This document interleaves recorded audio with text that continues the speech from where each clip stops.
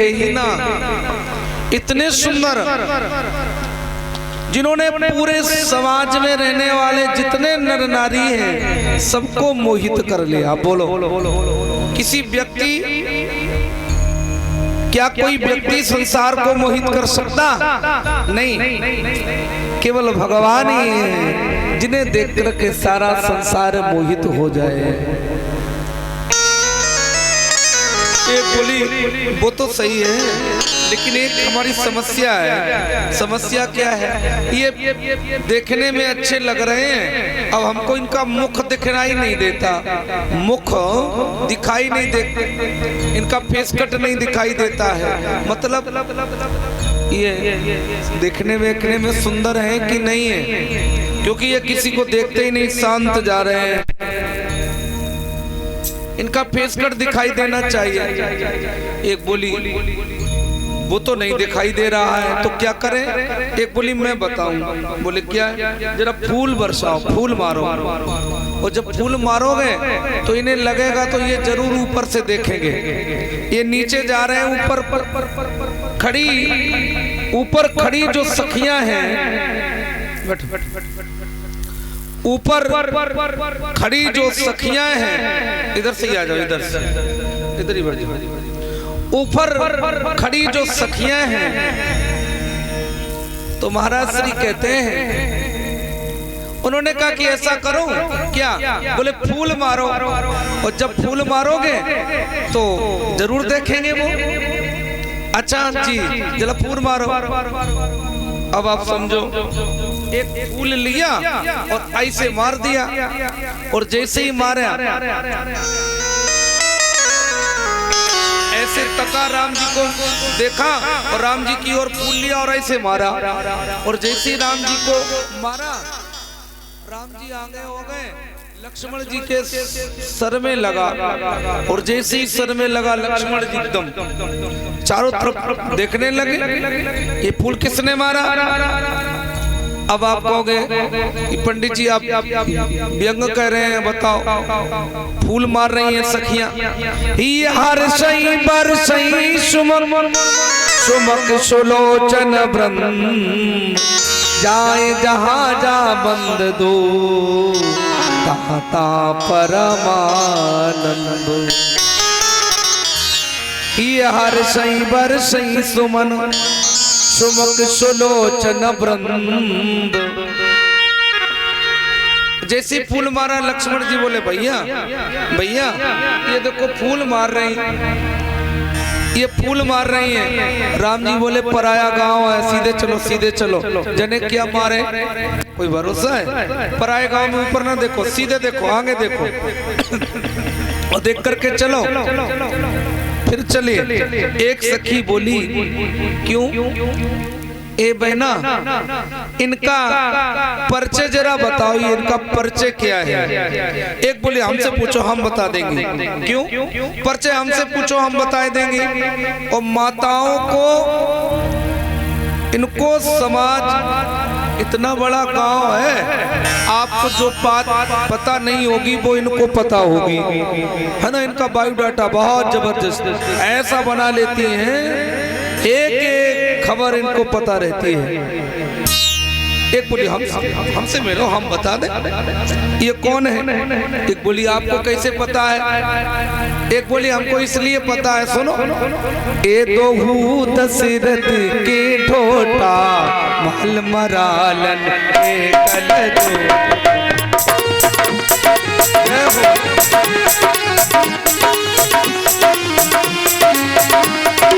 ये दो दशरथ के ढोटा महल मरालन के कलजो।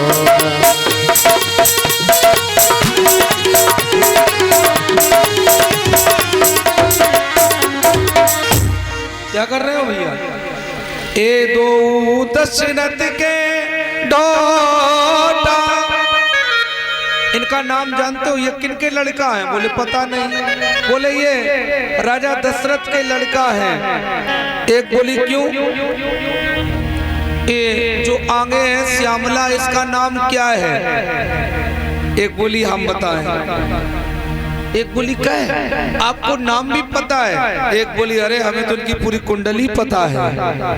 नाम की कौन के, इनकी पूरी कुंडली पता है। जो ये श्यामला है ना, हाँ इसका नाम राम है। बोली वाह। और जो ये पीछे इसका नाम लक्ष्मण है। एक बोली कह ये दशरथ के लड़का है, लेकिन इनकी मम्मी को नाम क्या है? पापा को नाम तो मिलो, पिताजी का नाम तो मिल गया, लेकिन मैया का नाम क्या है? एक बोली जो श्यामला है इसकी मैया का नाम कौशल्या है।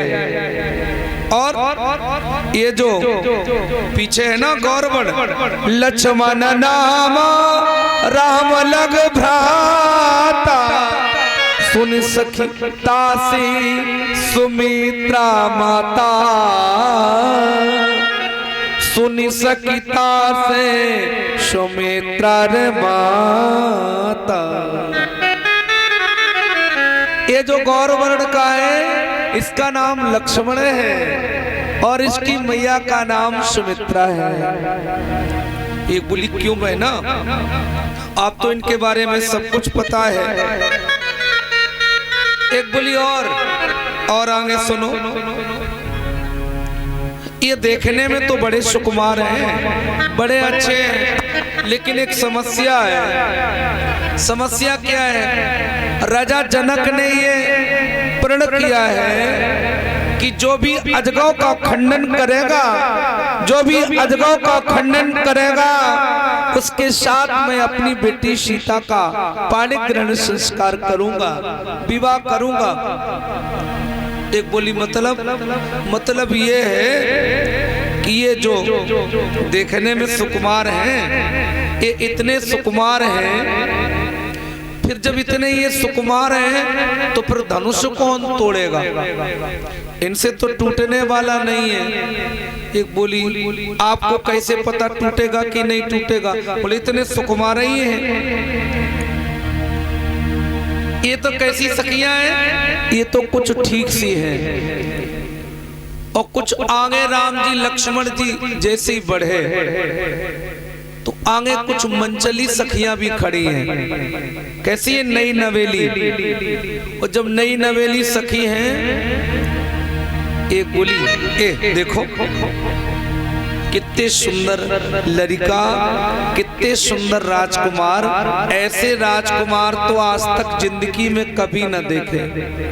एक बोली अब का करे, हमाओ तो ब्याह हो गो, हमारी तो शादी हो गई, अगर जे पहले आते तो हम शादी मतलब व्यंग करने लगे। मतलब क्या है? गौने की मौने रही और ब्याही भरे उसास, कुंवारी कछु कह ना सकी, जिनके मन में थी कछु आस। अब बोलो जितनी जिनके ब्याह के बाद अभी गौना ना हुआ, गौने की मौने रही। एक बोली का हमारे इनहू से सुंदर हो। पुराने जमाने में गौना जब होता था तब बहू घर में आती थी, विवाह हुआ गौने में भेजते थे, है ना। एक बोली का हमारे इनसे ज्यादा सुंदर हो, गौने की मौने रही। एक बोली और जिनके 6, 7, 8 साल ब्याह के हो गए उन्हें बड़ा समस्या। एक बोली क्या बताएं, सीता को मिले रामचंद्र और हमें बेई धरे हते परमेश्वरी करमचंद जो। अरे अनेक सीधो साधो आदमी मिले तो बढ़िया, बड़े से कथिए भगवान जय तुम्ही परमेश्वर धरे हते, 16 जगह पथरा पूजे तब परमेश्वर तुम्ही मिले। कह तुम्ही मिले बाजा बजान वाले, है ना। बताओ इनके घर से पूछो खाती हो, है ना। आए सबके ही खाती है, कोटीपुर वाले भले न खाए, हमें पता है खाती हैं। गौने की मौने रही और ब्याही भरे उसास, और क्वारी कछु कह ना सकी, जिनके मन में थी कछु आस। राम जी पूरे नगर को इतना सुंदर भाव से देखा और नगर देख करके शाम को गुरुदेव की श्री चरणों में नमन किया। गुरुदेव ने कहा राम यात्रा सफल हुई? जी गुरुदेव, आपका जो आदेश था वही मैंने सिरोधार किया और यात्रा सफल हो गई। लक्ष्मण जी को पूरा नगर दिखा दिया। गुरु जी बोले तुम, राम जी बोले वो हाँ ठीक है ठीक है ठीक है।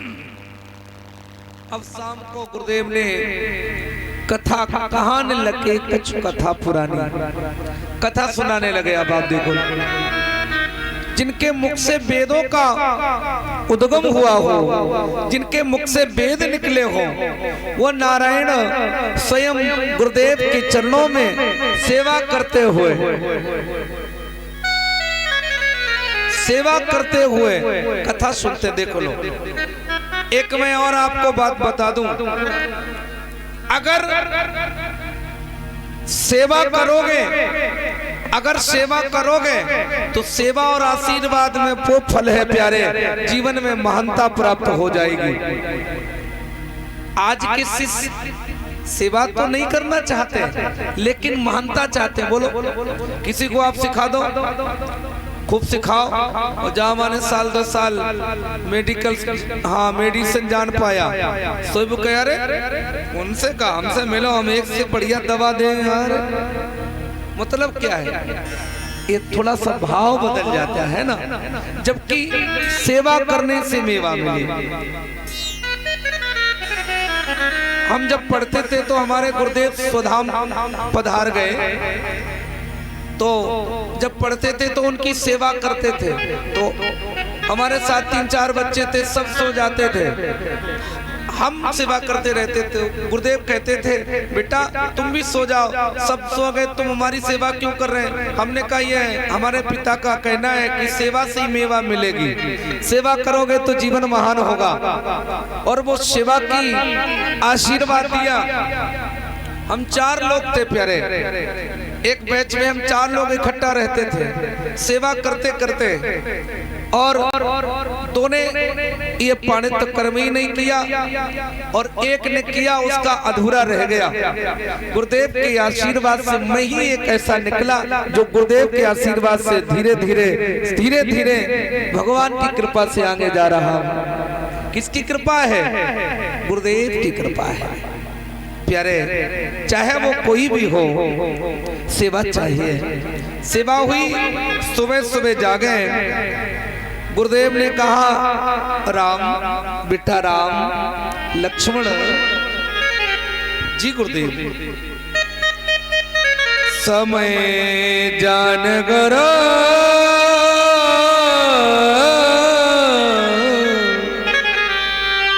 समय जान गुरु सपाई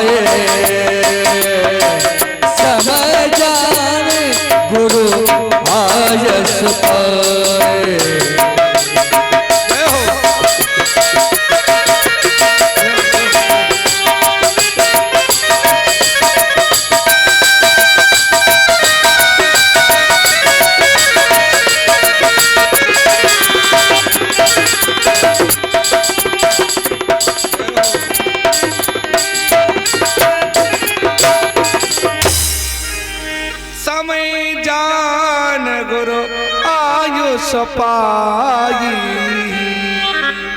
लेन प्रसन्न चले दो भाई। राम जी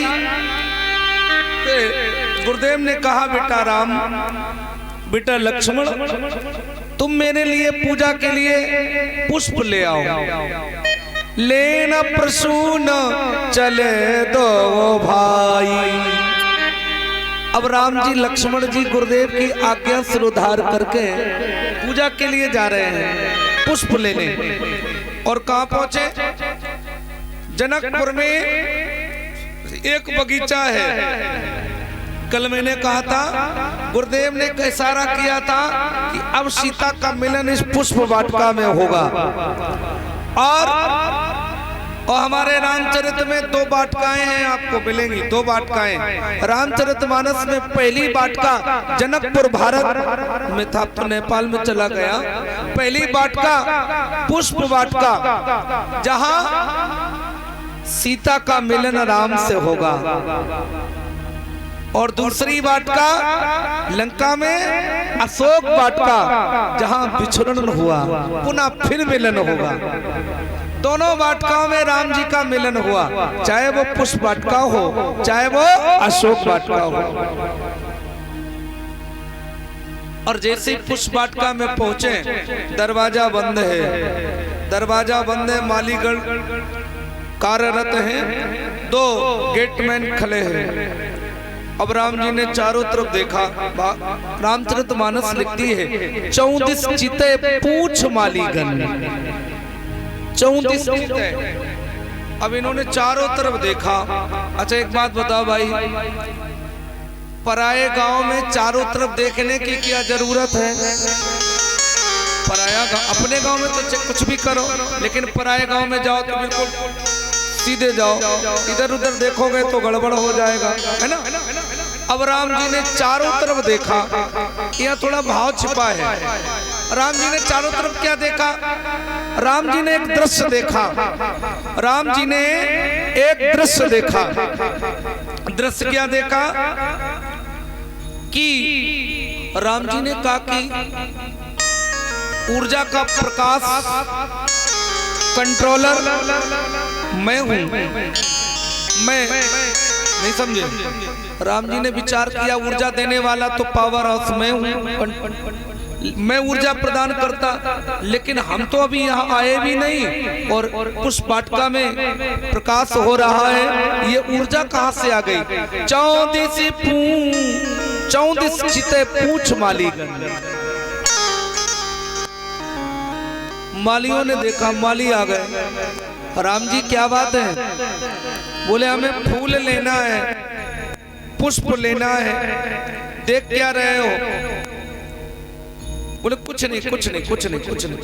अच्छा अच्छा अच्छा, पुष्प लेना। हाँ। तो मालियों ने कहा, भाई राम जी, हमारे यहाँ का एक नियम है। क्या नियम है? इस पुष्प वाटिका में जो भी प्रवेश करता है, इस पुष्प वाटिका में जो भी प्रवेश करता है, उसे एक काम करना पड़ता है। काम क्या है? काम यह है कि उसे सीता की शरणागति लेनी पड़ती है। उसे मैया सीता रूपी भक्ति की शरणागति लेनी पड़ती है। मतलब जो भी पुष्प वाटिका में आता है, उसे मैया सीता किशोरी की जय बोलनी पड़ती है। अगर आप भी इसमें प्रवेश करना चाहते हैं, अगर आप भी जाना चाहते हैं, तो जय बोलो। अब राम जी चक्कर में पड़ गए। लक्ष्मण जी ने बोले, भैया क्या बात है? लक्ष्मण विवेक है, राम ज्ञान है। और जब ज्ञान कभी परेशान होता तो विवेक पास आ जाता है, फिर ज्ञान सीधा हो जाता है। लक्ष्मण जी बोले क्या बात है?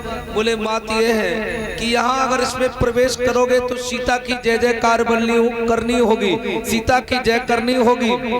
और विवाह से पहले नारी की बड़ाई करना ये धर्म के विरुद्ध है।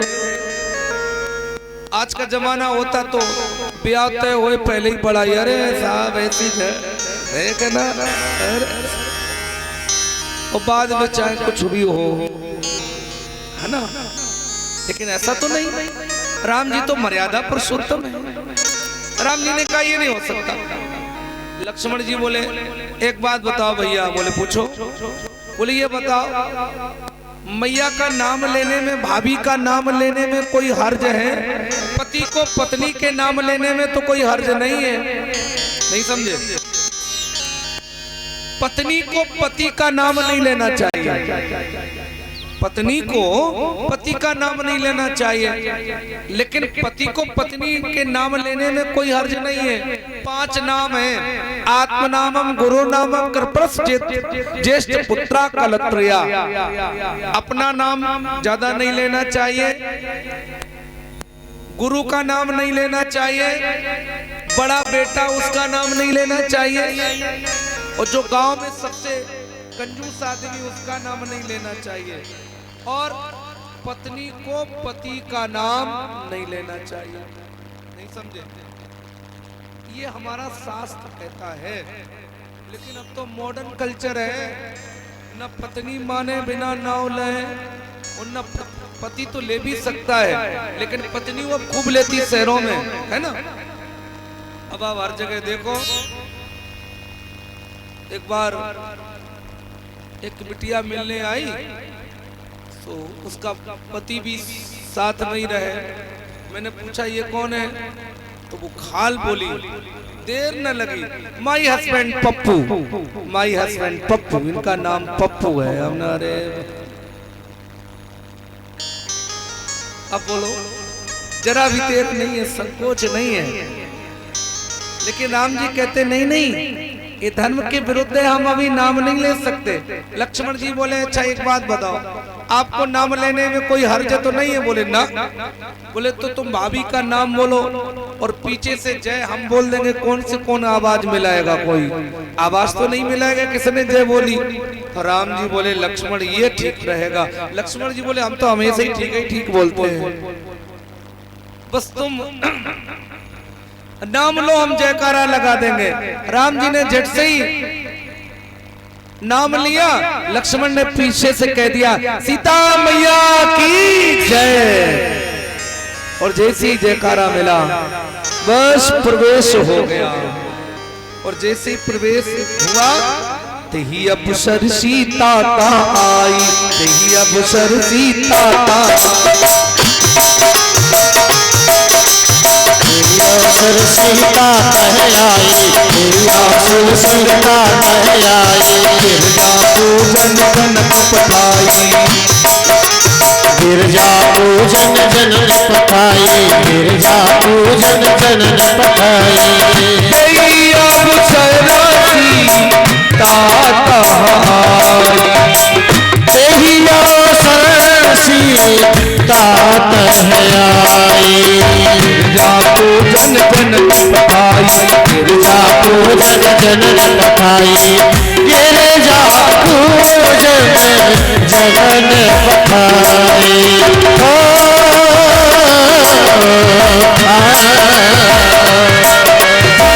अवसर सीता कह आई, गिरजा पूजन जननी पठाई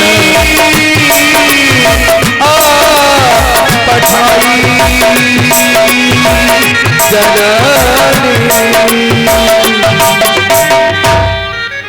गिरजा पूजन जनन पठाई, तेरी अवसर सीता तांग आई।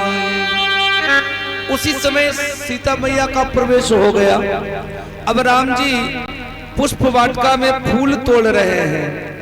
अब आप देख लो, फूल को तोड़ते समय इतना परिश्रम है, इतना परिश्रम हो रहा है कि माथे पर पसीने की बूंदें झिलमिलाने लगी। अब बोलो, जिसको फूल तोड़ने में इतना परिश्रम करना पड़ा कि माथे पर जल की बूंदें दिखाने लगी। अब बोलो वो कितने सुकुमार हैं, कितने कोमल हो सकते हैं मेरे भाई। उसी समय पूजा कीन अधिक अनुरागा, निज अनुरूप सुभग वर मांगा। मैया सीता ने गिरजा पूजन किया और गिरजा पूजन के अपना जैसा गोरा पीरा खूब दूल्हा मांगा, जैसी मैं हूं ऐसा ही दूल्हा मिले। और उसी बीच एक सखी थी, एक सखी सी संग बेहाई, गई रही देखन फुलवाई। एक सखी हती। अच्छा, इसमें भी देखना, पूजा करने जाएंगी तो कुछ तो दो चार एक साथ जाएंगे, कोई तो पूजा करेगा, कोई जल पिएगा, और कोई वहाँ का वातावरण देखेगा, यहाँ क्या क्या है क्या क्या नहीं है। तो कुछ तो सखियां सीता के साथ पूजन कर रही थी, लेकिन एक सखी बड़ी मनचली थी। उसने चारों तरफ देखा, पुष्प वाटिका में कहा क्या है, और जब पुष्प वाटिका में घूम रही थी तो उसने भगवान को देखा, राम और लक्ष्मण को देखा।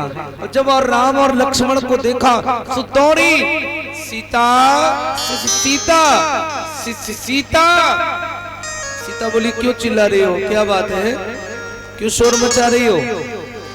सीता जल्दी चलो जल्दी चलो।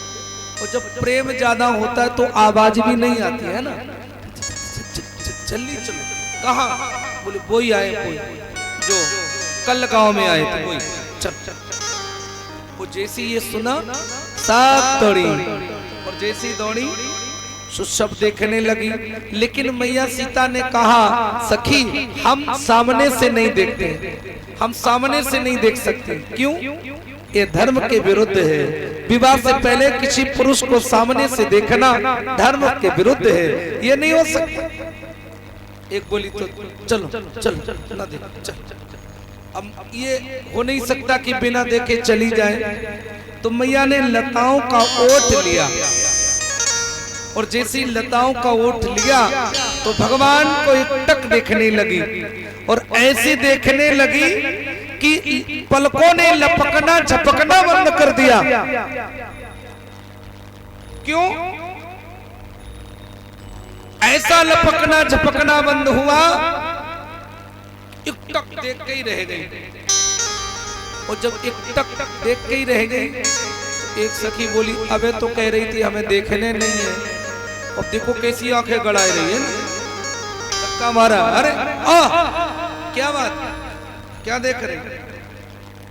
थके नयन रघुपत छब देखी। भगवान के स्वरूप को देख करके मन मोहित हो रहा है, नेत्र थक नहीं रहे हैं। आहा, झलकता है, देखते ही रहो देखते ही रहो देखते ही रहो। सखी ने जैसी झटका मारा चलो रही, तो मैया सीता ने कहा, अरे सखी अब चलेंगी तो जरूर, लेकिन एक प्रण कर लिया मैंने। क्या प्रण कर लिया?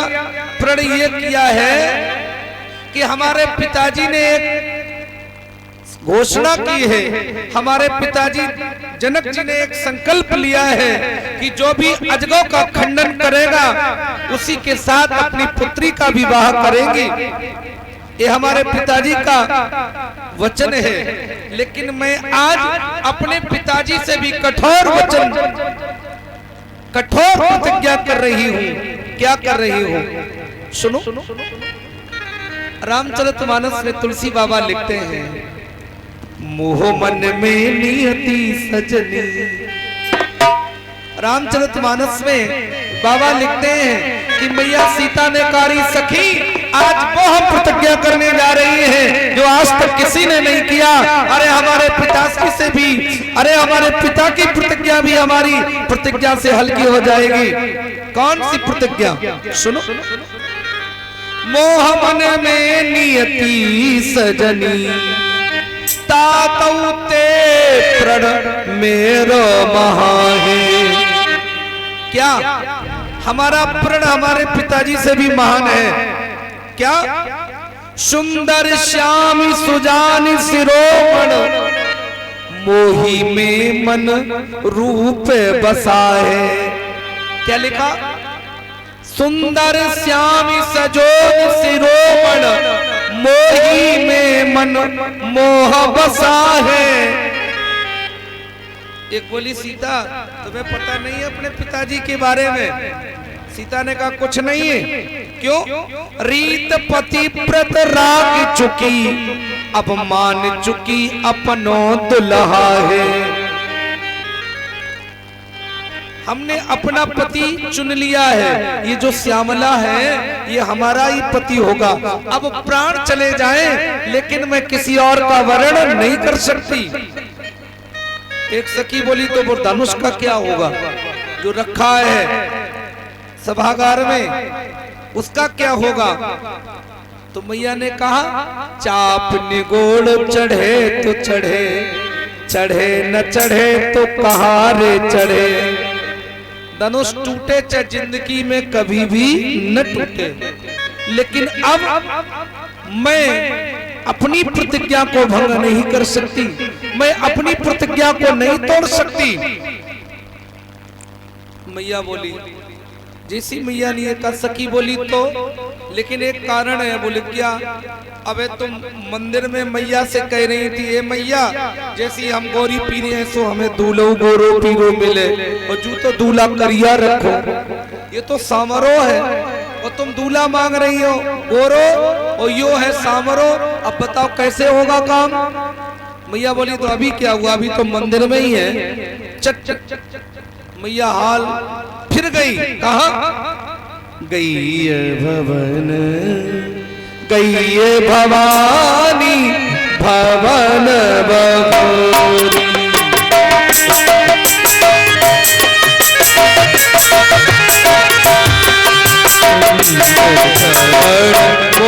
बोली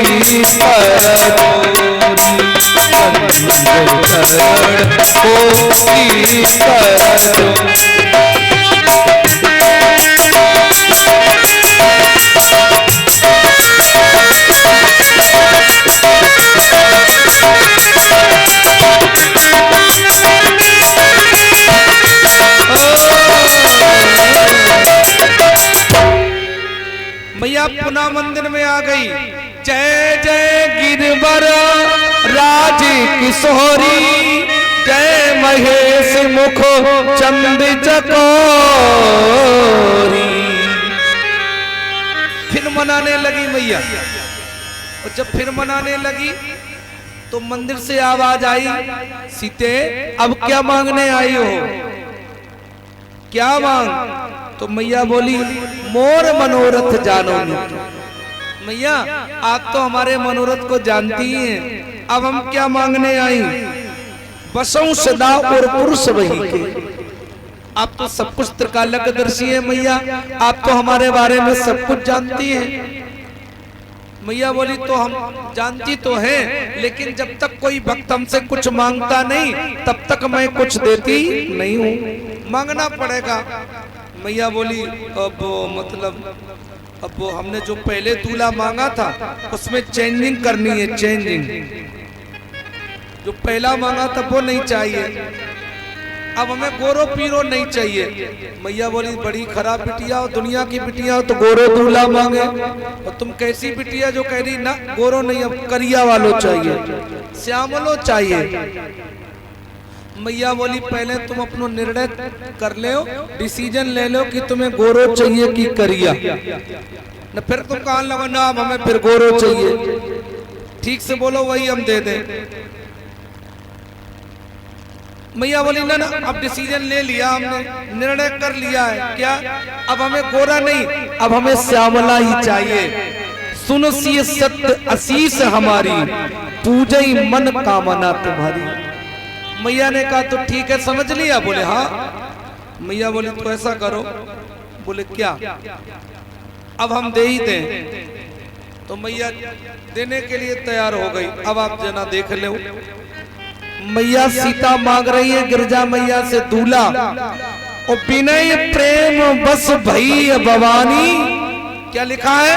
विनय प्रेम बस भई भवानी, खसी माल मूरत मुस्कानी। अच्छा एक बात बताओ, मैया सीता के प्रेम में गिरजा बस में हो गई, गिरजा मैया के प्रेम में वशीभूत हो गई। लेकिन एक बात समझ में नहीं आई, खसी माल मूरत मुस्कानी, क्या खसा और कौन मुस्कुराया ये जरा समझ लीजिए। अब आप फिर समझ लीजिए। विनय प्रेम बस भाई भवानी। अब जरा हमारी तरफ देखना, अब हम जयमाला कराएंगे। ऐसे मैया माला लिए खड़ी है, देखना हमारी तरफ। बिनय प्रेम वश भाई भवानी। मैया ने कहा अब हम तुम्हारे प्रेम में हैं, जो भी मांगो। क्या मांगे? अब हमें श्यामरो चाहिए, सामरो। ओ खशी माल। और जब माला डालने लगी तो मैया की मूर्ति खस गई। बोले काहे? गिरजा मैया ने विचार किया, अब ये माला हमको नहीं डालना, अब ये माला हमको नहीं चाहिए, अब तो ये माला राम को चाहिए। नहीं समझे? फिर समझो। जैसे आपके यहाँ जयमाला सिस्टम होता है, लड़की के विवाह में होता होगा, और जब जयमाला सिस्टम होता है तो बिटिया ऐसे माला लिए खड़ी होती है, ऐसे देखो। और जब माला लिए खड़ी हुई बिटिया, और लड़का की अम्मा आए जाए, मम्मी आए, लड़का की अम्मा कहे बहू हमारे माला डाल दे। तो बता आप बिटिया अम्मा को माला डाले कि लड़का को? किन्हें डाले? तो भैया कोठी बोली अम्मा को परे कि लड़का को? लड़का को परे नहीं। मतलब राम जी की मैया कौन है? गिरजा मैया। भोले बाबा गुरु है, तो ये गुरु पत्नी मैया हो गई। मैया ने विचार किया, खसी माल मूरत मुस्कानी, अब हमें ये माला नहीं पड़नी चाहिए, अब राम को पड़नी चाहिए। जैसी मैया ने ये सोचा, जैसी मूरत खसी और भगवान ने ये देखा तो भगवान राम को आ गई हंसी। बोले बारी मैया माला बीच ही में फंसी। सब दम बदल गया। और जो ही बदला, अब ये सिद्ध कैसे होगा कि मैया को आशीर्वाद दे दिया, तो कह दिया बाबा ने, आकाशवाणी हुई क्या? बेटी जाओ, मैं तुम्हें ये वरदान दे रही है कि तुम्हारा मनोरथ पूर्ण हो जाए, तुम्हारा मनोरथ पूर्ण हो जाए, तुम्हारा मनोरथ पूर्ण हो जाए। और जैसे ये आशीर्वाद मैया गिरजा ने दिया, लक्ष्मण जी बोले इधर आ जाओ, इधर जमीन में काहे बैठे, इधर आ जाओ, इधर आ जाओगे खिसक, मिट्टी में काहे को बैठते?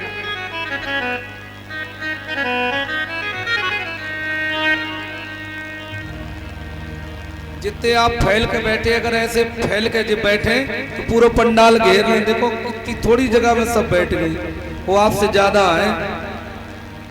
नहीं समझे? एक कमरा में 10 लोग बैठाना मुश्किल हो जाएगा।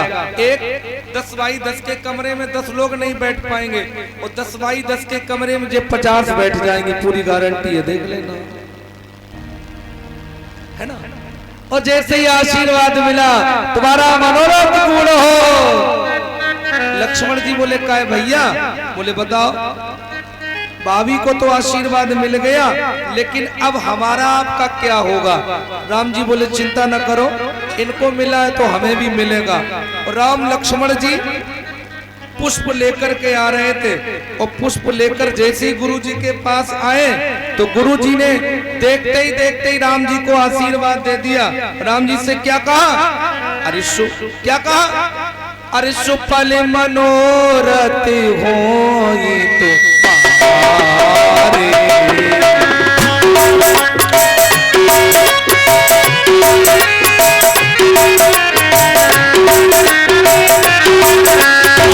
सुफल मनोरथ होए तुम्हारे,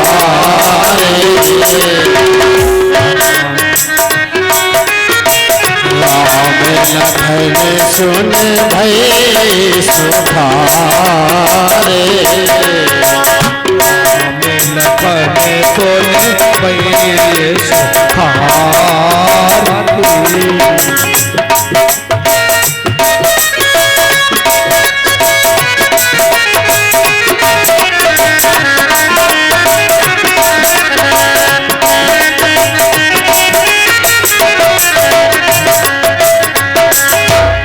सुफली मनोरथी हो ये तुम्हारे। राम लखन सुनो भैरे सुखारे। जाओ, मैं तुम्हें वरदान दे रहा हूं बेटा राम लक्ष्मण, आपका मनोरथ सफल हो। राम जी बोले ले, उनकी मैया ने वरदान दो तो अपने गुरुजी ने वरदान दिया। बोलो मिला कि नहीं मिला? दोनों का मनोरथ पूर्ण हो जाए। सुफल मनोरथ हो ही तुम्हारे, राम लखन सुनो भय सुखारे। अब राम जी लक्ष्मण जी गुरुदेव के श्री चरणों में रह रहे हैं जनकपुर में, और मैया सीता के गृह मंदिर में। और जनक जी ने जो प्रतिज्ञा की थी उस प्रतिज्ञा का आज अंतिम दिवस है। बड़े बड़े देश विदेश के बड़े बड़े राजा, बड़े देश विदेश के बड़े बड़े राजा महाराजा सब बुलाए गए। देश देश बहु पत्र पठाए, सुन सुन भोपे अनेकन आए। सुन सुन भोपे अनेकन आए। आज दशरथ जी ने बहुत दुनिया के बड़े बड़े राजा महाराजाओं को बुलाया गया। और देश देश बहुपत्र पताए, सुन सुन भूप अनेकन आए। इसमें दो भाव हैं। देश देश के भूपत नाना, दो चौपाइयां हैं।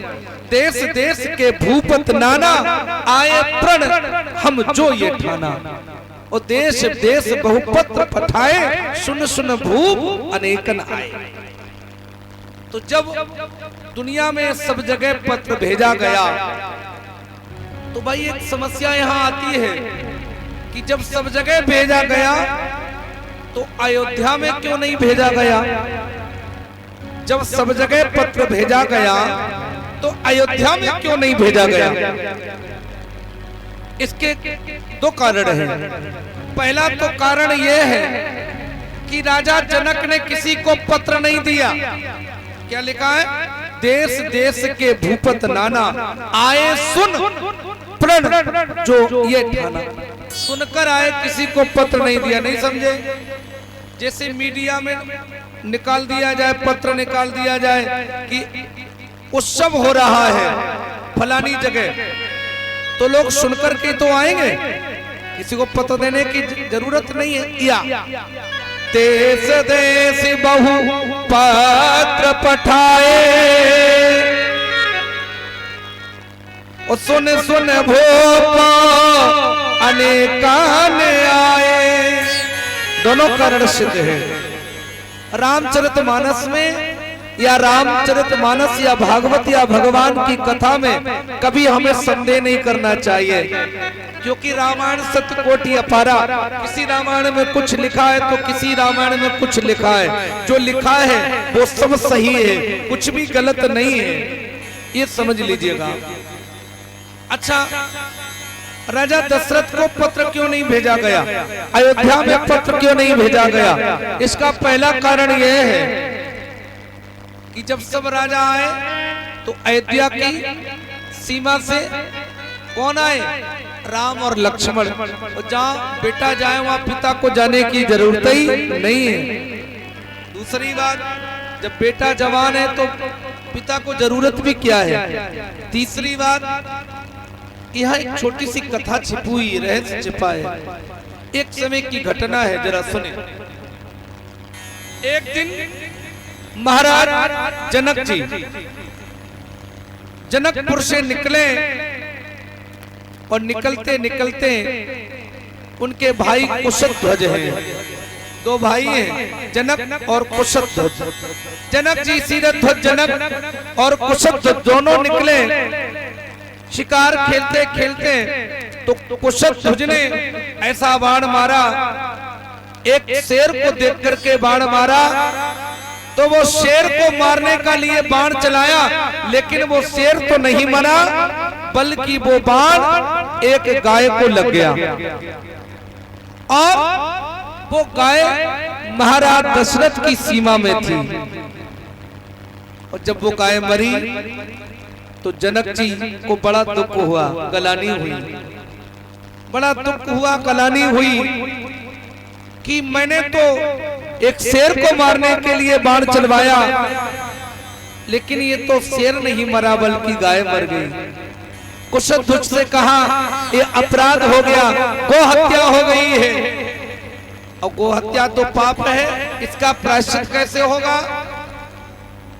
जनक जी को बड़ा दुख हुआ, कुशध्वज को बड़ा दुख हुआ, लेकिन ये घटना महाराज दशरथ के सीमा की है। ये घटना महाराज दशरथ के सीमा की है।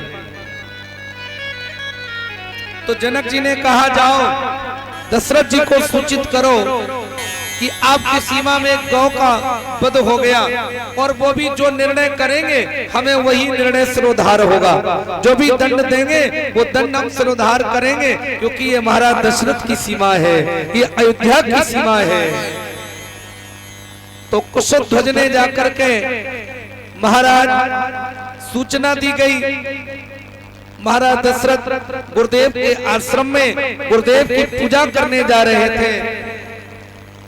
जाकर के कहा कि आपको महाराज दशरथ, आपको महाराज जनक जी ने बुलाया है और गोहत्या हुई है, इसलिए आप चलिएगा। महाराज दशरथ गुरुदेव की पूजा के लिए जाते थे। उनका नियम था जब तक गुरुदेव की पूजा नहीं हो जाए तब तक वो कहीं जाते नहीं थे, कोई कार्य करते नहीं थे। कितना सुंदर भाव। महाराज दशरथ ने कहा कि मैं जा नहीं सकता, क्योंकि गुरुदेव की पूजा अर्चन वंदना करनी है। इसलिए एक कर्मचारी को बुलाया और जल पढ़ा और दे दिया। बोले जाओ उस गाय पर छोड़ देना और कहना दशरथ की आन लगा देना। अगर दशरथ ने जीवन में पुण्य किए हैं, सुकृत किया है, अगर दशरथ ने मंगल किया है तो ये गाय जीवित हो जाए।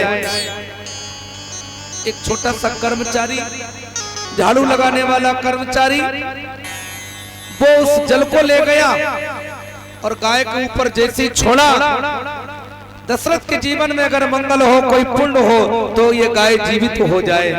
और जैसे ये छोड़ा वैसे वो गाय जीवित हो गई, उठकर खड़ी हो गई और चल दिए। राम महाराज जनक जी कुशध्वज दोनों को बड़ी प्रसन्नता हुई। कुशध्वज और जनक जी को बड़ी प्रसन्नता हुई कि चलो गो हत्या से हमें मुक्ति मिल गई। गो हत्या हमको नहीं लगी, लेकिन एक गलानी हो गई, मन में एक दुख पैदा हो गया। दुख क्या हुआ कि एक राजा ने एक राजा को बुलाया, एक राजा ने एक राजा को बुलाया, लेकिन एक राजा बुलाने पर राजा नहीं आया। मन में ये गलानी हुई, कुछ कह ना पाए, अपनी राजधानी आ गए। और जब मंत्रियों ने कहा कि महाराज देश देसी बहु, देश देसी बहु पत्र पठाए, सुन सुन भूप अनेक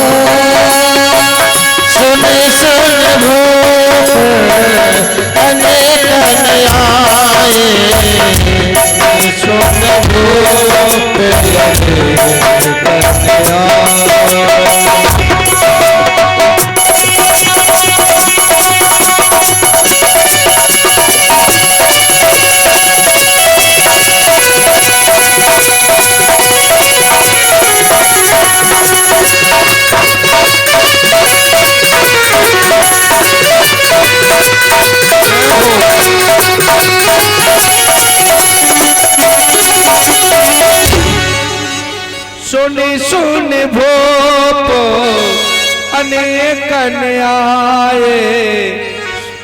और जब मंत्रियों ने कहा क्या पत्र सब जगह भेजे जाए, क्या अयोध्या में भी भेजा जाए, तो महाराज जनक जी को वो पुरानी घटना याद आ गई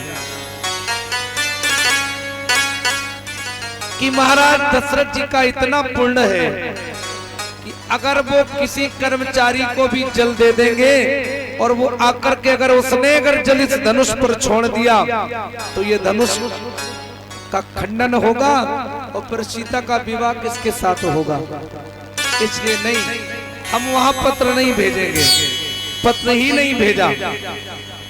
अब गुरुदेव के द्वारा आज राम और लक्ष्मण को लाया गया और जब लाया गया तो आज सुबह सुबह दशरथ महाराज जनक जी ने यज्ञ मंडप को इतने सुंदर से ढंग से सजाया और कहा जाओ जाओ, सेवकों से कहा जाओ जाओ, बड़े बड़े राजा बड़े बड़े महाराजाओं को यथोचित आसन पर बिठाओ और सबका मान सम्मान करो और एक सुंदर आसन सजाया जाए जिसमें महाराज विश्वामित्र जी को बुला करके बैठाया जाए। क्यों, वो अतिथि देवो भव, गुरुदेव है। और मंत्री सेवकों से कहा जाओ जाओ, गुरुदेव को बुलाओ। आज मंत्रियों ने जाकर के गुरुदेव से कहा, गुरुदेव आपको सीरथ ध्वज महाराज जनक जी ने बुलाया है, चलिएगा। आज सीरथ ध्वज जनक के बुलाने पर गुरुदेव चल देते हैं। आकर के आज सभी मंचनिते मंचई की सुंदर विशद विचार, इतना सर्वोपरि मंच बनाया गया जिस पे राम लक्ष्मण गुरुदेव को बैठाया गया।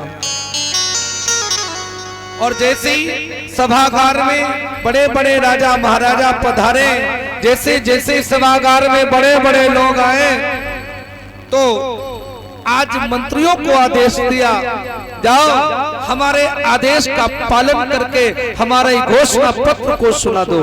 हमारी घोषणा पत्र क्या है?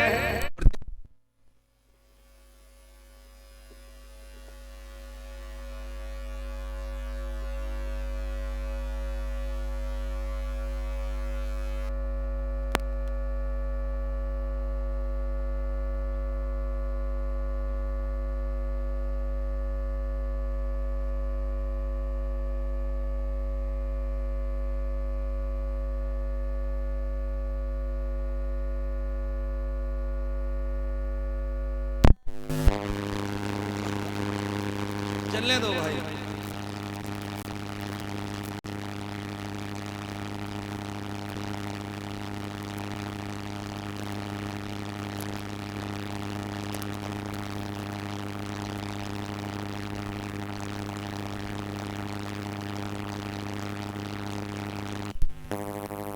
चलिए। और जैसे ही जनक जी ने ये कहा तो घोषणा पत्र पढ़कर के सुनाया गया। वो घोषणा पत्र क्या है? सोई पुरार को दंड कठोरा, राज समाज आज जो ही तोरा। इस पुराने अजगौ का खंडन जो भी करेगा उसके साथ पुत्री सीता का विवाह विनय विचार बरे हटते। अच्छा, एक बात समझ में नहीं आई, क्या लिखा? विनय विचार बरे हटते। क्यों भैया, ये जबरदस्ती है कि स्वयंवर है? कुटीपुर वाले बोलो, स्वयंवर है या जबरदस्ती? विनय विचार बरे हटते, जिसमें विचार नहीं किया जाए किसी वर्ण का, इसमें छोटे बड़े का विचार नहीं किया जाएगा, इसमें कोई विचार नहीं है, केवल एक ही विचार है कि जो भी अजगौ का खंडन करेगा उसी के साथ देवी सीता का विवाह होगा। तो जबरदस्ती है।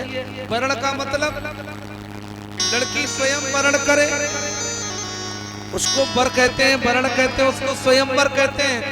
और यहाँ तो जबरदस्ती चल रही है ना। लेकिन यहाँ एक और सिद्धांत है। ये अजगौ, जो ये अजगौ है, ये अजगौ कोई साधारण नहीं है। इस अजगौ में महात्मा दधीच की प्राण वायु समाविष्ट है।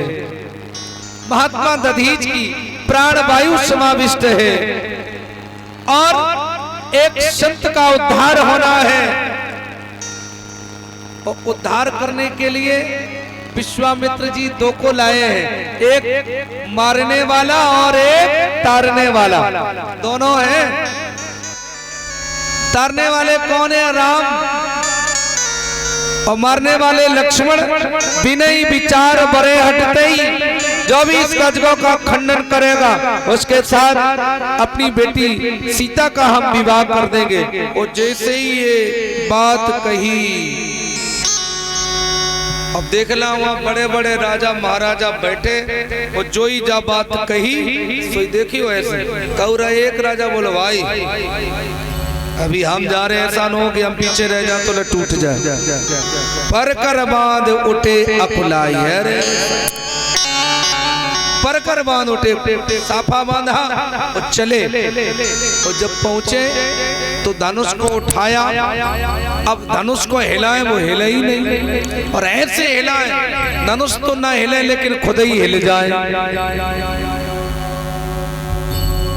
अब आप देखे ना, पर कर बांध चले अकुलाई, सब चल दिए, और जब हिले नहीं, अब बड़ा विचार करें कि हमसे हिला नहीं, मतलब क्या है? चले इष्ट देवन सिर नाई। काम पहले करना प्रारंभ कर दिया, देवताओं को बाद में मनाया। ये उल्टा काम कर दिया राजाओं ने।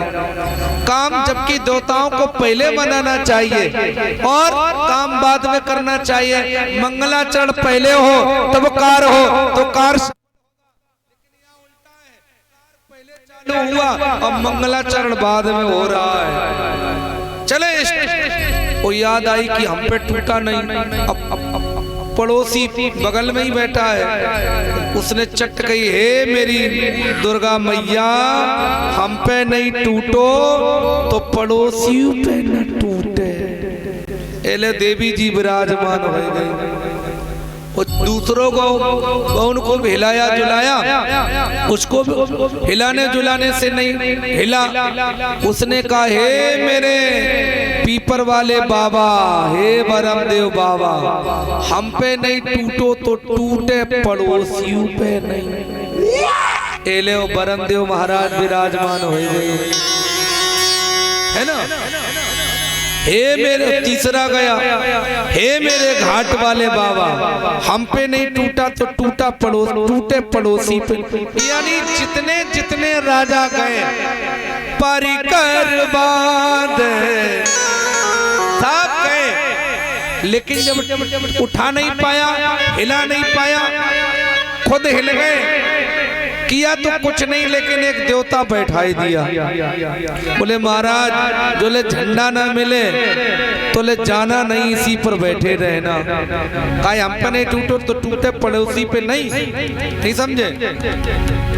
अगर हमारी आंख फूटे तो फूटे पड़ोसियों की। हर आदमी की व्यवस्था है ना। अब हाँ, सब वो जितने जितने जितने देवता सब इकट्ठे हो गए। अब आप समझो, बाबा लिखते हैं कि एक बार में क्या कहें, लिखते हैं, भूपो साहसी 10 एक ही बारा, लगे रे उठावन तरहे नटा। भूपो साहसी 10 एक ही बारा, लगे उठावन तरही नटारा।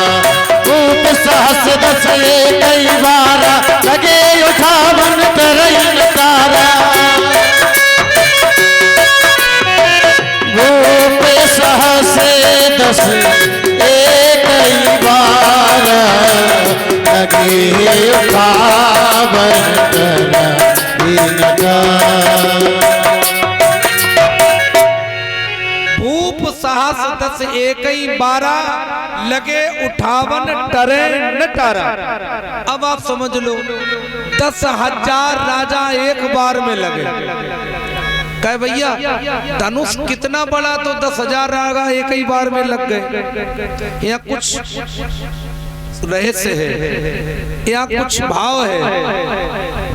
भूप साहस 10 एकई 12, इसका मतलब एक और है। 12 माने कहते हैं दिन। एक दिन में 10,000 राजा बारी बारी से लगे लेकिन उठा नहीं पाया।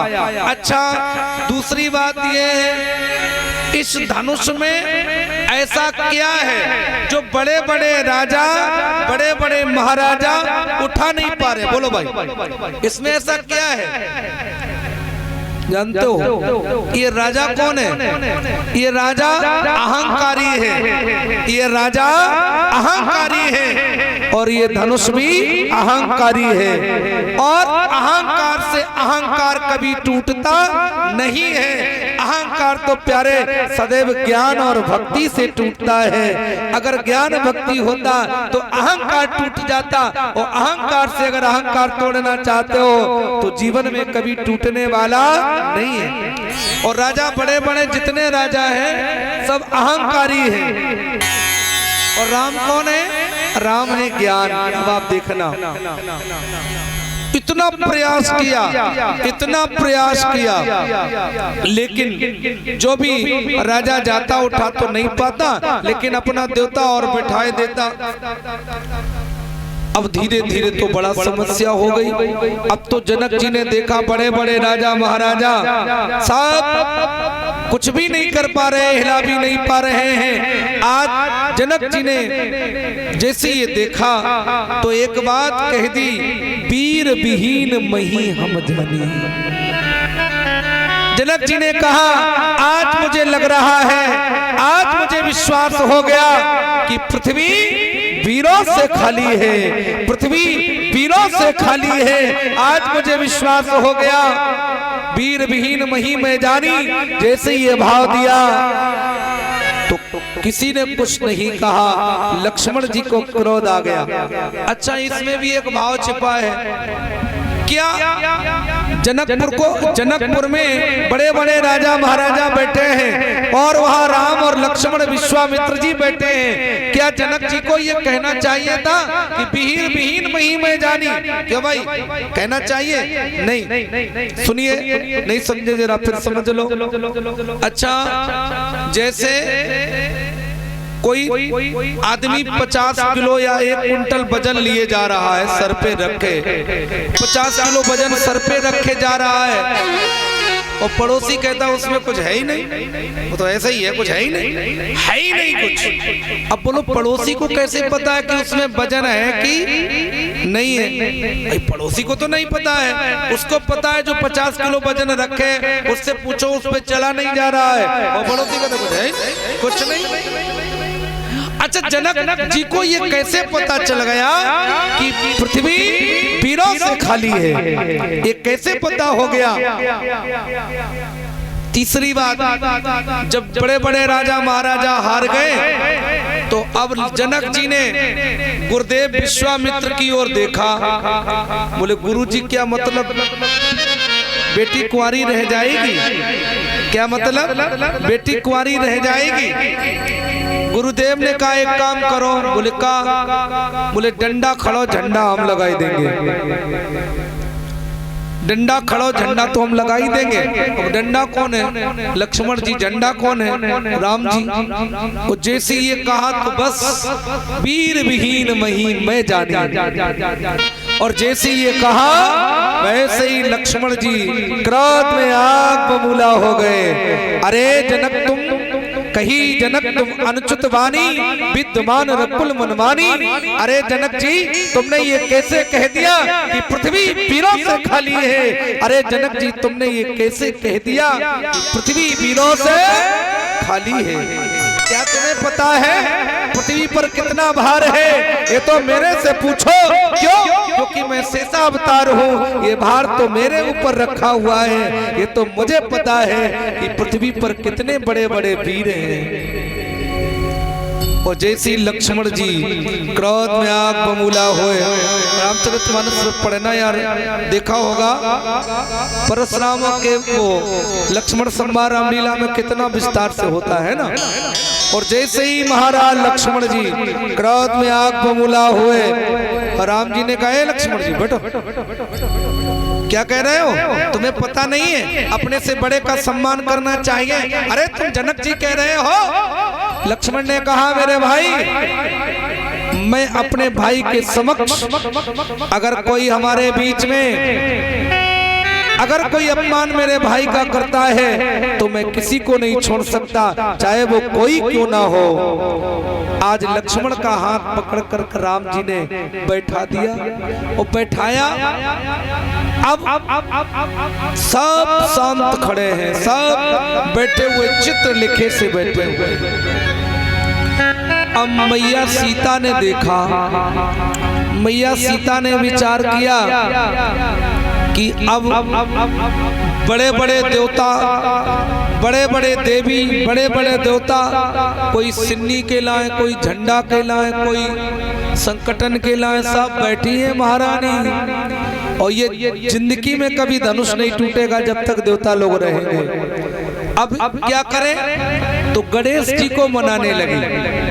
भैया भगवान गणनायक वरदायक देवा, गणेश जी को मनाने लगे। जय जय गणेश, सभी लोग ताली बजाकर गणेश जी को मनाएं। जय जय गणेश, जय जय गणेश, मेरी भंवर में पड़ी है नैया हो। जय जय गणेश आटो भले, जय जय गणेश आटो भले।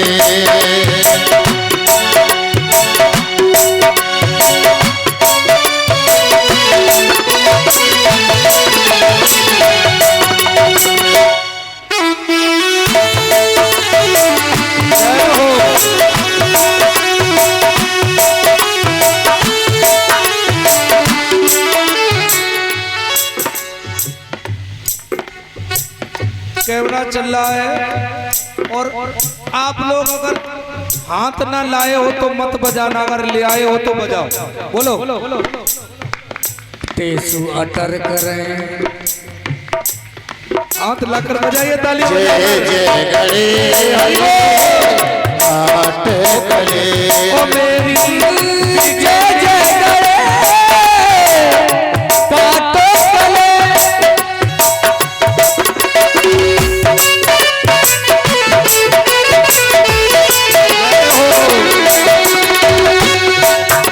गणेश पाट कले, बिगड़ी बना दो गणपतो। जय जय गणेश,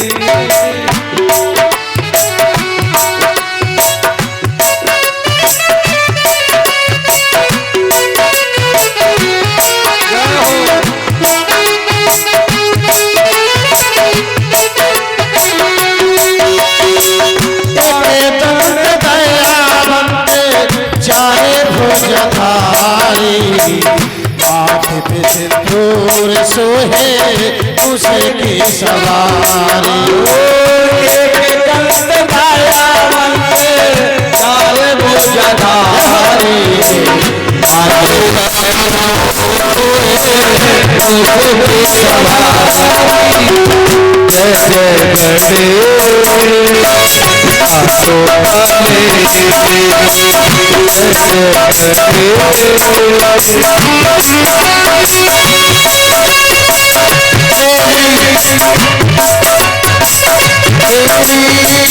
भंवर में पड़ी है नैया हो। जय जय गणेश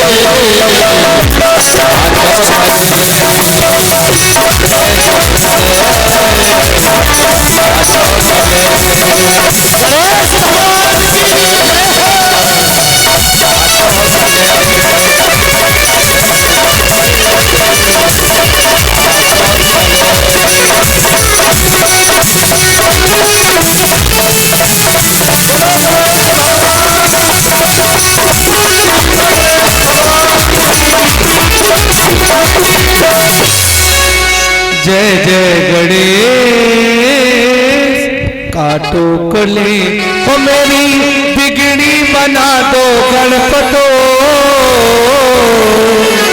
जय जय गणेश। और जैसे ही मैया ने गणेश जी को बुलाया, और गणेश जी कौन है? गणेश जी प्रथम पूज्य है, गणेश जी तो प्रथम पूज्य है। और गणेश जी को वरदान है कि सबसे पहले पूजा हमारी। और जो ही गणेश जी आए, और जो ही गणेश जी ने ऐसे सूंड में दबाया डंडा, और जो ही डंडा दबाया सो देखेगा बड़े बड़े देवता झंडा सिन्नी अरे प्रसाद। गणेश जी ने कहा अच्छा हमें पीछे तुम्हें पहले हमें देखो। और जहां सूंड फटकारी तो जितने देवता, कोई पतली कोई दाएं कोई बाएं भागा। बोले का है? बोले गणेश जी आ गया। और जैसे ही गणेश जी आए वैसे ही सब भाग गए। धनुष हल्का हो गया, धनुष पर कोई देवता नहीं रहा। और जैसे ही हल्का हुआ तो विश्वामित्र समय शुभ जानी। समय क्या है जानते हो? विश्वामित्र मैंने आपको कल बताया, विश्वामित्र भी ज्ञानी भी है, विश्वामित्र ज्ञानी भी है और विज्ञानी भी है। जब देखा गणेश जी ने सबको भगा दिया तो विश्वामित्र समय शुभ जानी। सुंदर समय है। और जैसी समय सुंदर जाना बोले अतिशने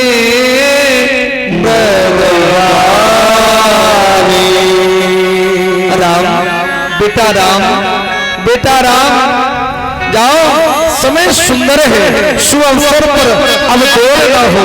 क्यों? अब सबकी दृष्टि तुम पर ही टिकी हुई है। अब राम जी ने जैसे ये सुना तो बस गुरुदेव को प्रणाम किया, और गुरुदेव को प्रणाम करके आज धनुष के समीप में जा रहे हैं। पूरे ही प्रणाम मन ही मन कीना। अब राम जी ने देखा कि अब अगर पीछे मुड़ करके गुरुदेव को हम प्रणाम करेंगे, सीता की दृष्टि सिर्फ मेरे पर टिकी है। अगर मैंने पीछे मुड़ करके गुरुदेव को प्रणाम करना चाहा तो सीता प्राण छोड़ देगी, क्योंकि सीता को पता चल जाएगा कि अब हमें लगता है राम भी विमुख होकर जा रहे हैं। इसलिए गुरु ही प्रणाम मन ही मन किया। और जैसे ही अजगर को उठाया, लेट चढ़ावत खेचत गाढ़े।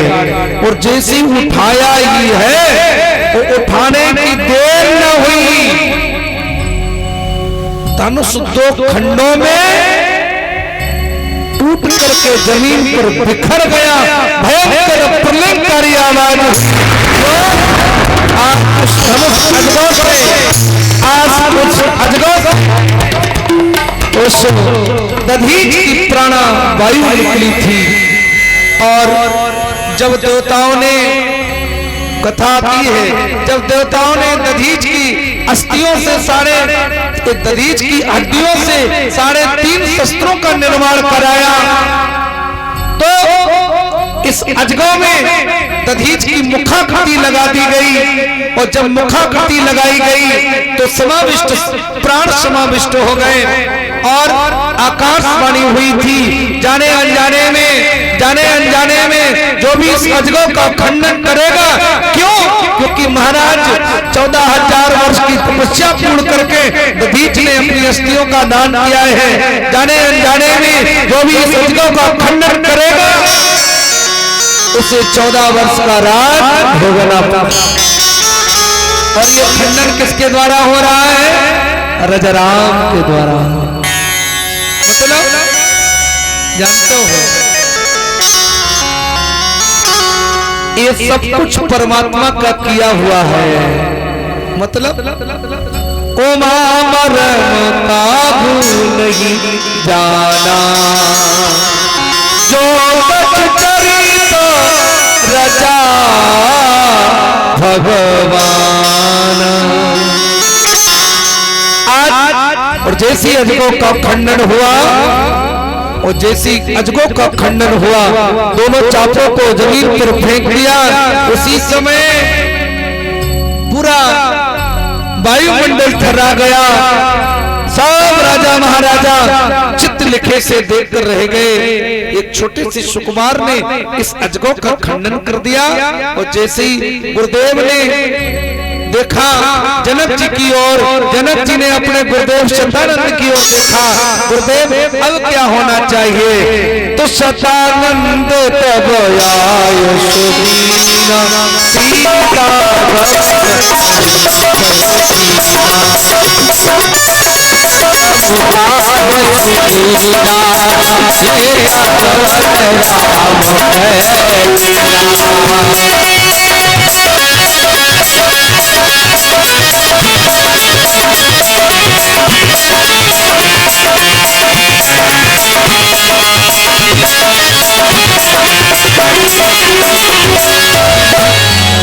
सीता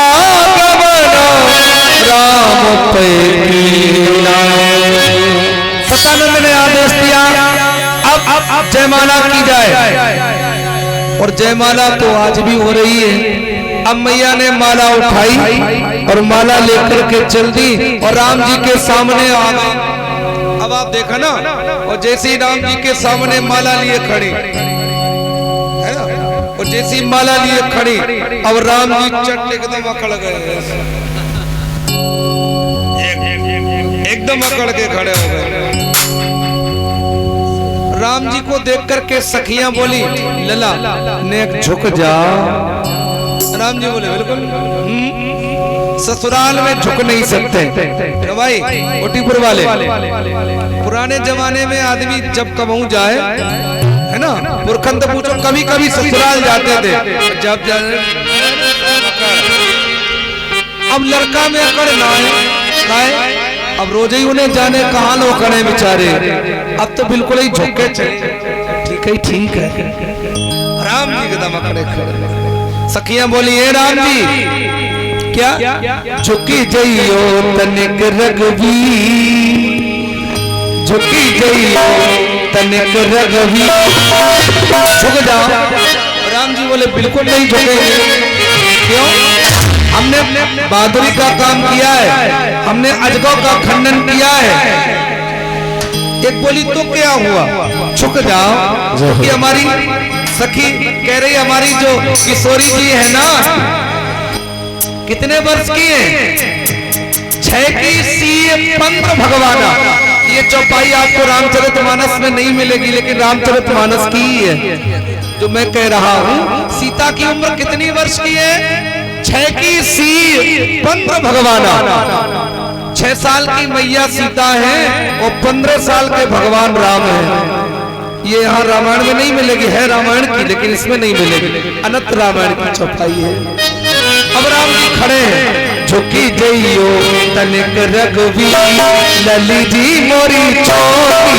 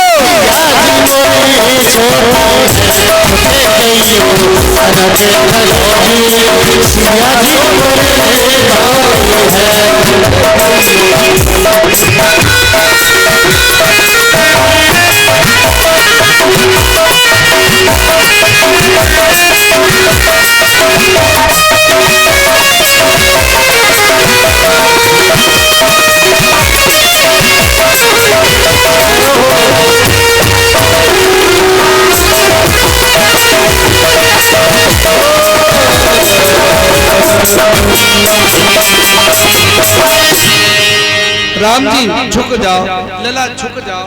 राम जी बोले बिल्कुल नहीं। अब आप देखना यहाँ एक बहुत मार्मिक प्रसंग है। राम जी झुक नहीं रहे और किशोरी जी माला लिए खड़ी है। एक बोली कह अब अगर झुकेंगे नहीं तो जिंदगी में माला नहीं पड़ेगी। कई इतने लंबे चौड़े पर में सुने हैं और मैया तो छोटी है। अब सीता मैया ने लक्ष्मण की ओर देखा और ऐसे लक्ष्मण की ओर इशारा किया, देख लो तुम आते हो, देख लो अपने भैया की करतूत कैसे खड़े हैं। लक्ष्मण जी बोले अभी लो, अभी लो। तो लक्ष्मण जी दौड़े, दौड़ के राम के चरणों में गिर पड़े। लक्ष्मण जी दौड़े और राम के चरणों में गिर पड़े। अब जो लक्ष्मण को देखा राम जी ने, अब राम जी चक्कर में पड़ गए। अब क्या करें? अगर भैया को उठाते नहीं है तो ये लोग कहेंगे कि बड़े खराब राम, भैया चरणन पड़ा उठाते नहीं है, भाई पैरों में पड़ा है और उठाते नहीं है। अगर भैया को उठाते हैं तो सीता जयमाला ले खड़ी, जो हम झोंके चट्टवा माला डाल। अब राम जी तो फंस गए चक्कर में, इधर भी उधर भी। इधर भाई को नहीं उठाते तो जगहसाई होगी और भाई को उठाते तो फिर झुक जाएंगे और हमने झुकना तो सीखा ही नहीं। लक्ष्मण से अब राम जी ने इशारा किया, देखना हमारी तरफ खड़े हो, खड़े हो। और जो ही राम जी ने ऐसे खड़े खड़े, लक्ष्मण जी ने आंखें ही बंद कर ली। बोले हम देखेंगे नहीं, खूब चिल्लाते करते रहो, हम आंखें ही नहीं खोलेंगे। अब लक्ष्मण जी आंखें बंद कर गए। अब राम जी फिर चक्कर में पड़ गए। राम जी बोले अब तो फिर गड़बड़ ही रखी, अब क्या करें? और जैसे ही लक्ष्मण को उठाने के लिए राम जी झुके, एक सखी बोली अब काहे को खड़ी मंदार दी माला। और जैसे ही झुके सो लिया और जयमाला। सीता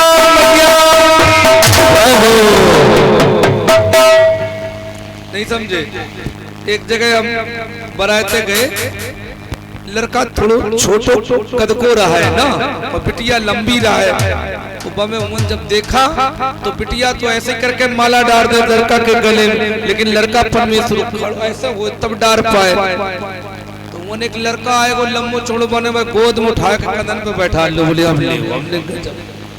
अब बोलो बड़ी बड़ी लोग बड़ी जगहसाई होती है ना। और जैसे ही राजा राम जी का विवाह हुआ, पुष्प वर्षण हुआ, सभी लोग पुष्प वर्षित होकर के सुख शांति थे। सतानंद ने कहा अब पाणी ग्रहण संस्कार किया जाए। आज पाणी ग्रहण संस्कार विधि और विधान के द्वारा किया गया। अब आप देख लो, राम जी का अकेला विवाह नहीं हुआ जनकपुर में। कितने दूल्हा है? अकेले नहीं, 4 दूल्हा है। सीता के साथ राम का, जनक जी की एक बेटी है जिसका नाम उर्मिला है। उर्मिला का विवाह लक्ष्मण के साथ किया गया। जानते हो जनकपुर के एक जनक जी के एक बेटी है और एक बेटा है। एक बेटी जिसका नाम उर्मिला और एक बेटा है जिसका नाम लक्ष्मी निध है। रामचरितमानस में नहीं मिलेगा लेकिन अन्य रामायणों में है उल्लेख। एक बेटा और बेटी। तो उर्मिला का विवाह लक्ष्मण जी के साथ। कुशध्वज की 2 बेटियां हैं, मांडवी और सुतकीर्ति। इन दोनों का विवाह भरत और शत्रुघ्न के साथ किया गया। यानी अब एक दूल्हा नहीं रहे, अब तो 4 दूल्हा हो गए। अब पाणी ग्रहण संस्कार हुआ और पाणिग्रहण संस्कार के बाद एक रस्म और आती है विवाह में, आती है भैया का, फिर कुंवर कलेवा होता है। एक लड़का बोलो कहे महाराज कुंवर कलेवा होता है, हमने कहा तुम्हारा नहीं हुआ, बोले महाराज विवाह नहीं हुआ, कुंवर कलेवा कहाँ धरा, अब जब विवाह नहीं हुआ तो कहाँ होगा भाई। अब काफी लोग बेचारे कुंवर कलेवा में नहीं पहुंच पाते हैं, कहीं विवाह नहीं हुआ। अब कुंवर कलेवा बड़ी रस्म है, लेकिन अब ये रस्म धीरे धीरे बिल्कुल नाम मात्र की रह गई। लेकिन रामचरितमानस में राम जी का बड़ा अच्छा कुंवर कलेवा करवाया। अब आप देख लो, जब राम जी गए कुंवर कलेवा में मंडप में, तो हमने आपको कैसी सखियां बताई थी, कुछ आवाल वृद्धि बनतांग नई नवेली, कुछ सीधी और कुछ मंचली, दो प्रकार की चंचल सखी।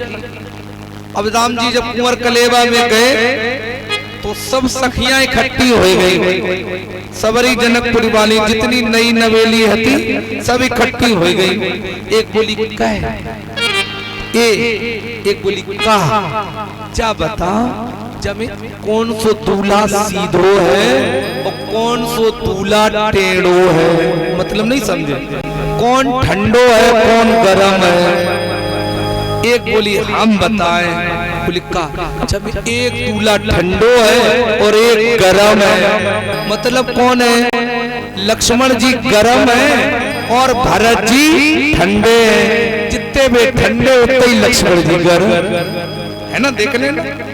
एक बोली तो चलो समझ लेना, का कह रही कोठीपुर वाली, लड़का ब्याहन आए और नेको सीधो साधो लड़का मिल जाए तो परमेश्वरी भगवान ही बचाए, लड़का कर्म कर गए भगवान। जने कैसी कैसी कहें। एक सखी गई और भरत जी से बोली, भरत जी ए भरत, भरत जी ने कहा ए भरत हमारी तरफ देखो, हमारी तरफ देखो। भरत जी बोले बोलो, भरत जी बोले क्या है, एक बोली भरत जी तुम्हारे यहाँ का बहुत बढ़िया सिस्टम हमें लगा। भरत जी बोले निश्चित कुछ गड़बड़ है, कुछ कहने वाली है। भरत जी क्या, भरत जी बोले क्या सिस्टम गड़बड़ है, बोले सिस्टम क्या गड़बड़ है सुनो, न योग से होते न भोग से होते। भरत जी बोले जनक का कान वाली है, क्या है, न योग से होते न भोग से होते। तो अरे अवधपुरी में लड़का पैदा खीर से होते, न योग से होते न भोग से होते, योग से होते न भोग से होते।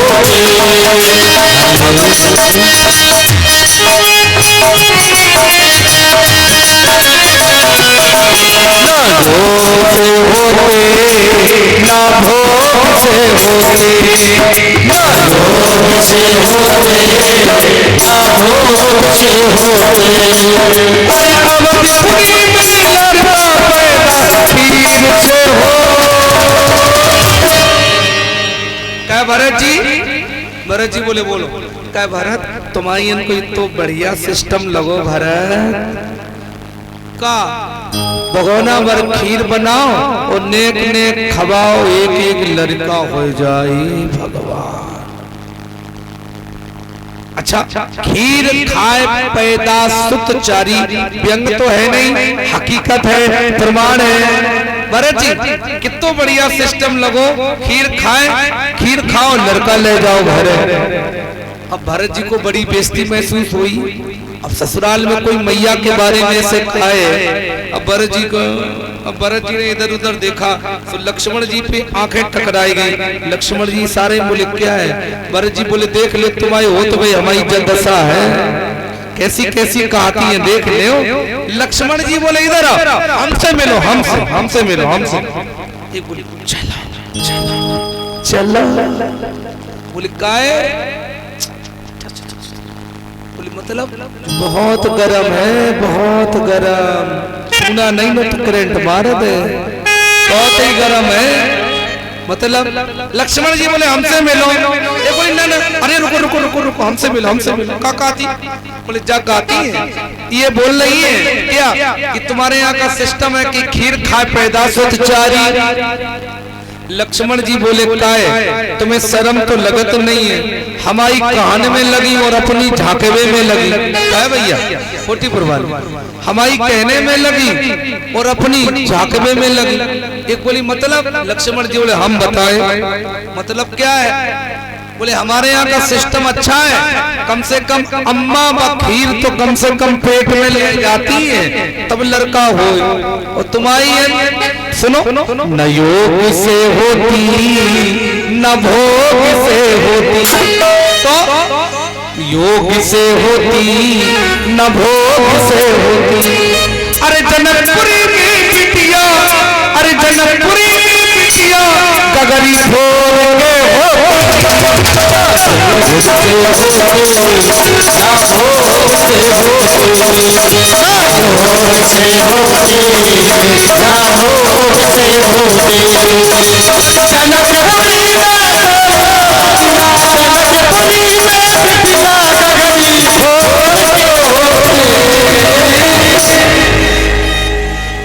लक्ष्मण जी बोले सुनो, न योग से होती न भोग से होती।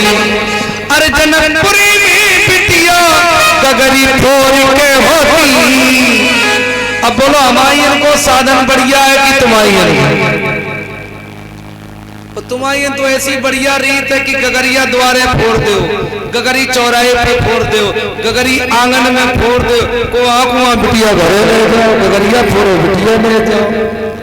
अब बोलो सीता जी का जन्म कहां से हुआ? घड़े से, है ना? कहां से हुआ?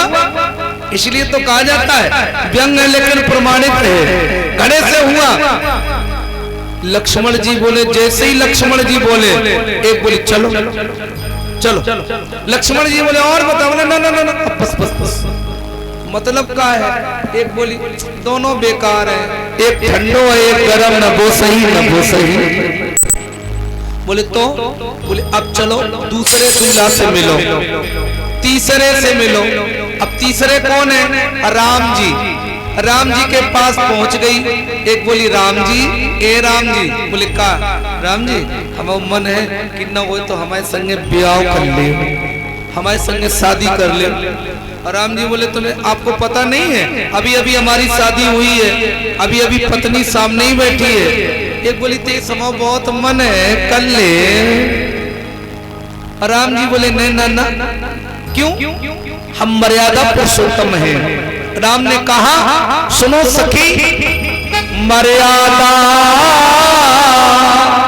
पुरुषोत्तम बोले, हे देवी अभिलाचारी है।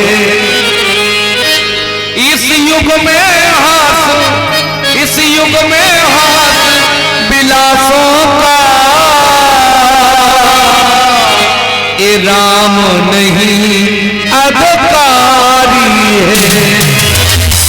देवी हम मर्यादा पुरुषोत्तम हैं, अपनी के सिवा दूसरी को, अपनी के सिवा दूसरी को माता और बहन समझते हैं। हमने तो मर्यादा धारण की है, एक पत्नी व्रत धारण किया है, इसलिए देवी आपसे मैं कुछ कह नहीं सकता। एक बोली ले वे तो दोनों से बिल्कुल ही गड़बड़ धरे। जे कहत कि हम सब माता और बहन समझते हैं। बताओ ससुराल में कहने लगे तुम हमारी बहन और माता हो तो गड़बड़ ही धरी खाए, सखियां तो मजाक करेंगी। अब सब शांत हैं। एक बोली तो राम जी न हो तो करवाए दे, नहीं समझो तो इस ब्याह को बहुत मन है। राम जी बोले चिंता ना करो, अबे हमारे गांव से बारात है और जितने नीके नीके लड़का हैं सब छांट दियो, ब्याह कर दियो। यहाँ तक प्रमाण है कि अयोध्या पर जितने जितने अयोध्या से जितने जितने बालक सुंदर आए, शुभग गोरे आए, उन सबका विवाह जनकपुर से कर दिया गया। यहाँ तक प्रमाण लिखा है। और 4 तो हमारे रामचरितमानस में प्रमाण ही दिया है, 4 दूल्हाओं का। एक बोली राम जी समझ ले हम तो तुम्हारे ही साथ करेंगी। तो राम जी फिर बोले एक काम करो, आज नहीं तो एक बोली फिर बोले आज नहीं, कब? जब यदुवंश कृष्ण अवतारा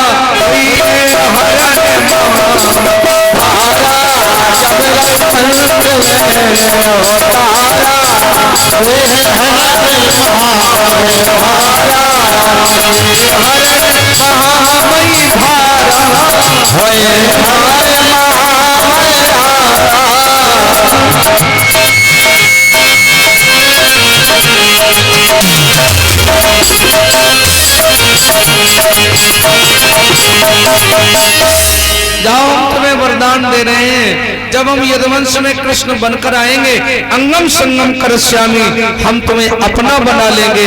आज भगवान ने जनकपुर की जितनी भी सखियां हैं सबको वरदान दिया, और वरदान देकर कुंवर कलेवा की रस्म पूर्ण हुई। आज एक पत्र महाराज जनकपुर से आज सीरत भजने एक दूत से जाकर के पत्र दिया और अयोध्या के लिए पत्र भेजा गया, और पत्र में राजा दशरथ, भरत और शत्रुघ्न को बुलाने का निमंत्रण दिया गया।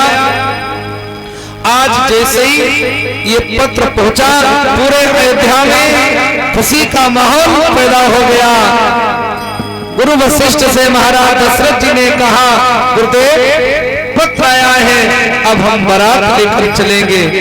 तो आज बारात लेकर के महाराज चल देते हैं, और बारात लेकर जैसे ही चले तो बड़े बड़े सुंदर सुंदर राजकुमार, बड़े बड़े सुंदर राजकुमार और आगे आगे चले।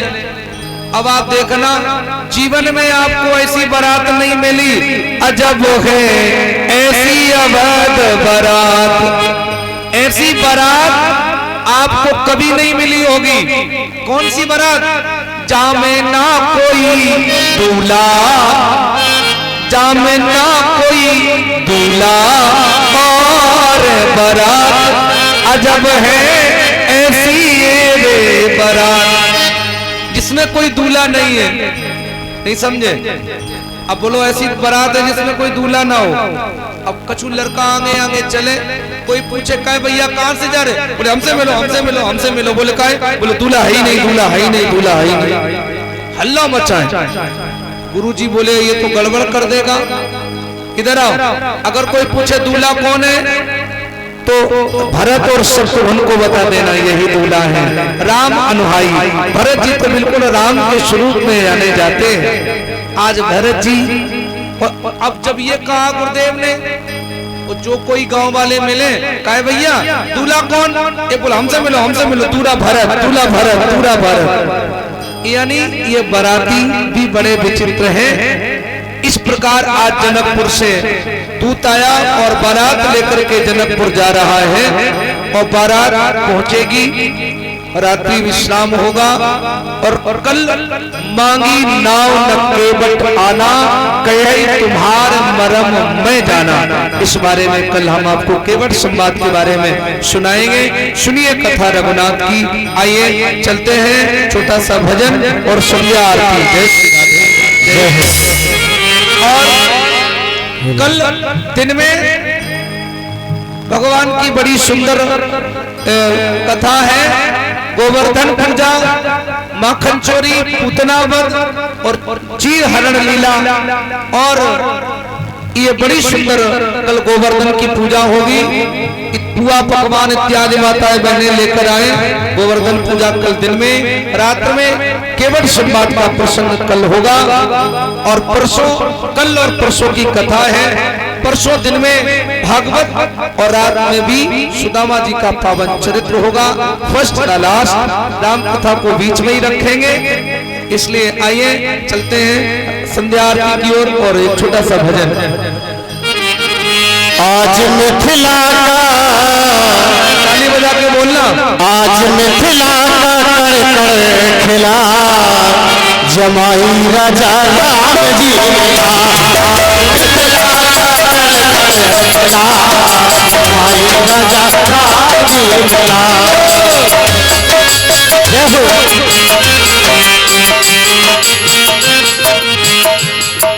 सभी भक्तजनों से निवेदन है ताली सेवा बस करें।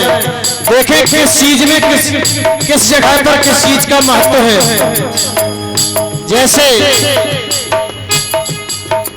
पानी में नाली का, पानी में नाली का और भोजन में थाली का, और पत्ती में डाली का और बगिया में माली का, और ससुराल में साली का, साली का, और भजन में ताली का। कैसे आज मिलाता कर जमाई राजा राम जी मिला,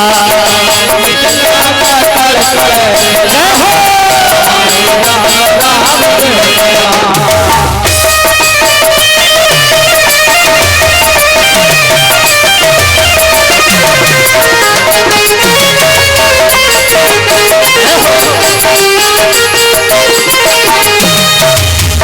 कठिन धनुष से तोड़ गिराया, कठिन धनुष से तोड़ गिराया, कठिन धनुष से तोड़ गिराया।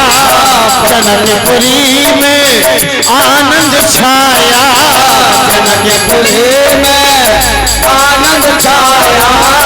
सारे भूतों का कर दे गला जमाई राजा,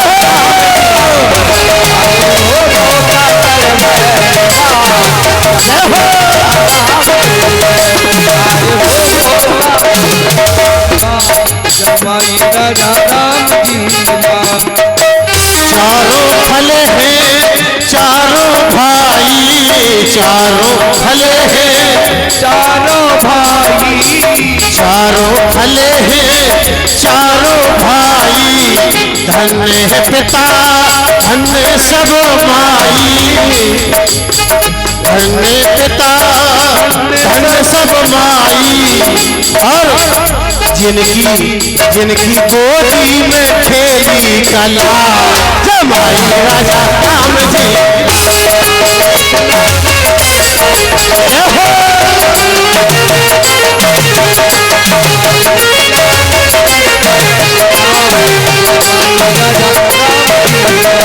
आज मिथिला का कर खेला जमाई राजा राम जी मिला।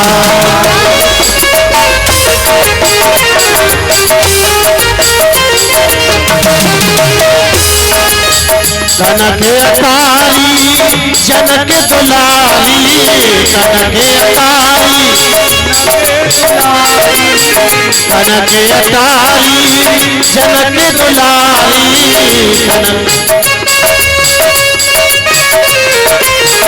रख रही है तो धनुधारी, रख रही है तो धनुधारी। और लेके पलकों में तुमको छुपा जमाई राजा राम जी।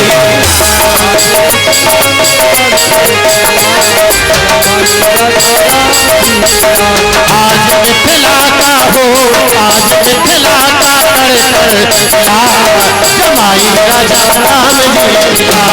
आज मिथिला का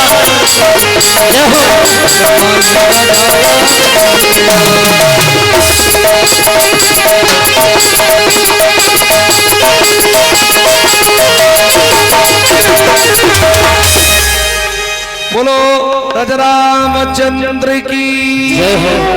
चलिए आरती के लिए आप सब लोग खड़े हो जाएं और संध्या आरती। चलिए बोलिए आरती, सब लोग खड़े हो जाएं।